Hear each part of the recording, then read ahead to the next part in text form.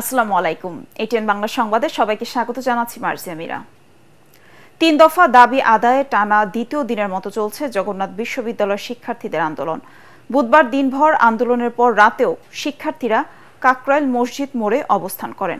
সকাল থেকেও বিশ্ববিদ্যালয়ের বাসে করে শিক্ষার্থীরা আন্দোলনে যোগ দেন। মৎস্য ভবন থেকে কাকরাইলের দিকে যাওয়ার সড়কে ব্যারিকেড দিয়ে বন্ধ করে দিয়েছেন শিক্ষার্থীরা। ফলে এই পথে যান চলাচল বন্ধ আছে। এছাড়াও কাকরাইল মসজিদের সামনে কাকরাইল মোড়ে দাঁড়িয়ে নানা স্লোগান দিয়ে শিক্ষার্থীরা আন্দোলন করছে।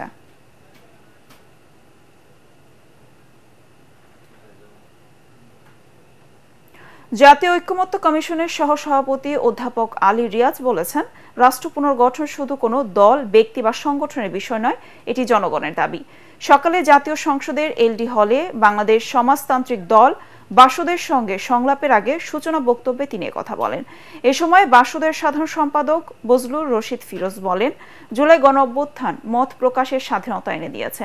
রাজনৈতিক দলগুলোর সাথে আলোচনার মাধ্যমে বিরোধের বিষয়গুলো নিরসন করতে হবে। পরিবর্তনের আকাঙ্ক্ষা পূরণ হবে এমন জাতীয় সনদ তৈরির প্রত্যাশা তার। রাজনৈতিক দলগুলোর মধ্যেও পরিবর্তন দেখতে চান এই বাসদ নেতা। একটা পরিবর্তনের আকাঙ্ক্ষা যেমন ছিল, যেমন চলছে, সেইভাবে বাংলাদেশ চলতে পারে না। দেশের শাসন প্রশাসন কাঠামোর মধ্যে যেমন পরিবর্তন লাগবে, রাজনৈতিক দলগুলোর মধ্যেও তাদের রাজনৈতিক সংগ্রাম, আন্দোলন এবং কর্মকাণ্ড সেগুলো পরিচালনার ক্ষেত্রেও পরিবর্তন লাগবে।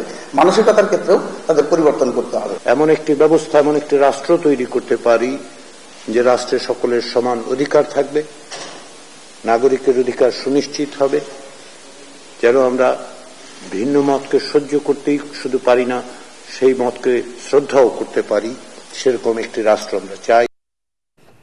এবার আন্তর্জাতিক। ভারত পাকিস্তানের অস্ত্র বিরতির পরও দুদেশের মধ্যে উত্তেজনা কমেনি। সোমবার মোদির দেয়া ভাষণের কড়া জবাব দিয়েছেন পাকিস্তানের প্রধানমন্ত্রী শাহবাজ শরীফ। বলেন, ভারতের যে কোনো আগ্রাসনের জবাব দিতে প্রস্তুত ইসলামাবাদ।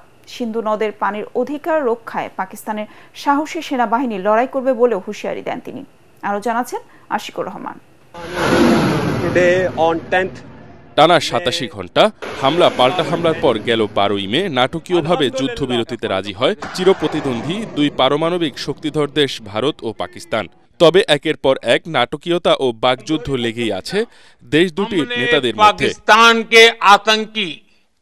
গেল সোমবার রাতে যুদ্ধবিরতি নিয়ে জাতির উদ্দেশ্যে দেয়া ভাষণে ভারতের প্রধানমন্ত্রী নরেন্দ্র মোদি পাকিস্তানের অনুরোধে ভারত প্রত্যাঘাত স্থগিত রেখেছে বলে দাবি করেন। তবে সন্ত্রাসবাদে পাকিস্তানের মদদ বন্ধ না হলে ভবিষ্যতে আবার উপযুক্ত জবাব দেয়া হবে।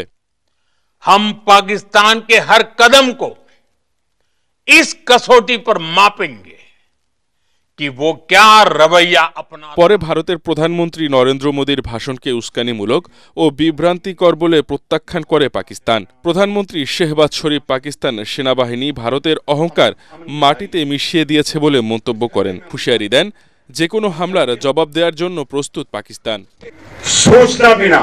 পাকিস্তান যুদ্ধের জন্য প্রস্তুত, আবার শান্তির জন্য। ভারত কি চায় তা সিদ্ধান্ত তাদের। ভারত যদি সিন্ধু নদে পানির প্রবাহ বন্ধ করে দেয়, সেটা হবে পাকিস্তানের জন্য রেড লাইন। পানির অধিকার রক্ষায় পাকিস্তানের সাহসী সেনাবাহিনী লড়াই করবে। শেহবাজ শরীফ আরও বলেন, পাকিস্তান প্রচলিত যুদ্ধ কৌশলে অনেক পিছিয়ে, কিন্তু ভারত যেভাবে যুদ্ধ করছে তা প্রমাণ করে দিয়েছে যে পাকিস্তান শুধু প্রচলিত যুদ্ধেই নয়, প্রযুক্তিগত দিক থেকেও সমানভাবে প্রস্তুত। এবারের সংঘাতে পাকিস্তানের চেয়ে ভারতের ক্ষতি ২২ গুণ বেশি বলেও দাবি করেন তিনি। আশিকুর রহমান, এটিএন বাংলা।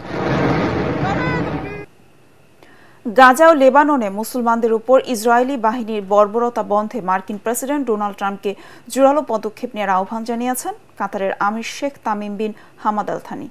রাজধানী দোহায় রাষ্ট্রীয় নৈশভোজে গাজায় শান্তি প্রতিষ্ঠায় আমেরিকাকে ইসরায়েলের উপর চাপ প্রয়োগের আহ্বান জানান তিনি। তবে গাজা ইস্যু এড়িয়ে ইরানের পরমাণু কর্মসূচি বন্ধে কাতারের সহায়তা চেয়েছেন মার্কিন প্রেসিডেন্ট ডোনাল্ড ট্রাম্প। বিস্তারিত শরীফুল ইসলামের প্রতিবেদনে। ৪ দিনের মধ্যপ্রাচ্য সফরের তৃতীয় দিনে বুধবার কাতারে যান মার্কিন প্রেসিডেন্ট ডোনাল্ড ট্রাম্প।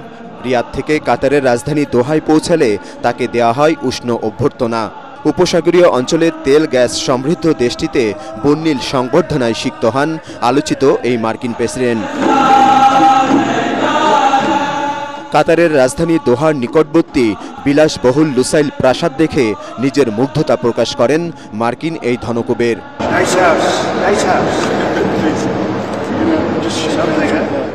এ সময় কাতারের আমির ও তার স্ত্রী রাজকীয় নৈশভোজে আমন্ত্রণ জানান ডোনাল্ড ট্রাম্পকে। পরে সেখানে মার্কিন প্রেসিডেন্টের সঙ্গে বৈঠকে বসেন Sheikh Tamim bin Hamad Al Thani. এ সময় কাতারের আমির বলেন, ইসরায়েল ফিলিস্তিনি মুসলমানদের নৃশংসভাবে হত্যা করছে। কাতার গাজায় যুদ্ধবন্ধে মধ্যস্থতা করছে, কিন্তু ইসরায়েল তা বারবার লঙ্ঘন করেছে। এই অঞ্চলে শান্তি প্রতিষ্ঠায় যুক্তরাষ্ট্রকে জোরালো ভূমিকা রাখার আহ্বান জানান তিনি। যুদ্ধ নয়, আমরা শান্তি চাই। গাজায় যুদ্ধবিরতির জন্য আমাদের কূটনীতিকরা প্রাণপণ চেষ্টা করে যাচ্ছে। ইসরায়েল নিষ্পাপ শিশু ও নারীকে হত্যা করছে। এই নৃশংসতা বন্ধ হওয়া প্রয়োজন। ফিলিস্তিনের পশ্চিম তীর, ইয়েমেন ও লেবাননে শান্তি ফেরাতে আপনাকে উদ্যোগ নিতে হবে। তবে গাজা ইস্যুতে কোনো মন্তব্য না করে ইরানের পরমাণু নিয়ে আমেরিকার উদ্বেগের কথা তুলে ধরেন প্রেসিডেন্ট ডোনাল্ড ট্রাম্প। মধ্যপ্রাচ্যের অন্যতম সামরিক শক্তিধর দেশটির দ্রুত অগ্রসরমান পরমাণু কর্মসূচি বন্ধে যুক্তরাষ্ট্রের সাথে একটি চুক্তিতে রাজি করাতে কাতারের সাহায্য চান রিপাবলিকান এই নেতা।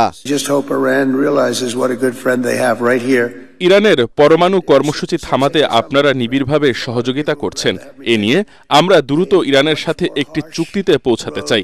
এজন্য দুটি পথ আছে, তবে আমরা অহিংস উপায়ে নয়, বন্ধুত্বপূর্ণ পথে হাঁটতে চাই। আশা করি ইরানের নেতারা তা বুঝতে পারছেন। এর আগে বুধবার সৌদি আরবের রাজধানী রিয়াদে ডোনাল্ড ট্রাম্প ও সিরিয়ার অন্তর্বর্তীকালীন প্রেসিডেন্ট আহমেদ আল শারার মধ্যে ঐতিহাসিক বৈঠক হয়। এ সময় সিরিয়ার উপর থেকে নিষেধাজ্ঞা তুলে নিয়ে দেশটিতে নতুন দিনের সূচনার প্রতিশ্রুতি দেন মার্কিন প্রেসিডেন্ট। যদিও যুক্তরাষ্ট্রের মদদেই সিরিয়ায় বাশার সরকারের পতনের পর বর্তমান অন্তর্বর্তী সরকার চলছে তাদের ইশারাতেই। শরীফুল ইসলাম, এটিএন বাংলা। এবার খেলার খবর। এসি মিলানকে 1-0 গোলে হারিয়ে ইতিহাস গড়ল বোলোনিয়া। কোপা ইটালিয়ার ফাইনালে এসি মিলানকে হারিয়ে 51 বছর পর বড় কোনো শিরোপা জিতল তারা। রোমের অলিম্পিক স্টেডিয়ামে খেলার 53 মিনিটে সুইস ফরওয়ার্ড ড্যান নডোয়া একমাত্র গোলটি করেন। তার ইতিহাস গড়া গোলটি বোলোনিয়াকে 51 বছরের শিরোপা খরা থেকে মুক্তি দেয়। সেই সঙ্গে আগামী মৌসুমে ইউরোপা লিগে খেলার সুযোগও পেল তারা। এর আগে 1970 ও 1974 সালে কোপা ইটালিয়া চ্যাম্পিয়ন হয়েছিল বোলোনিয়া।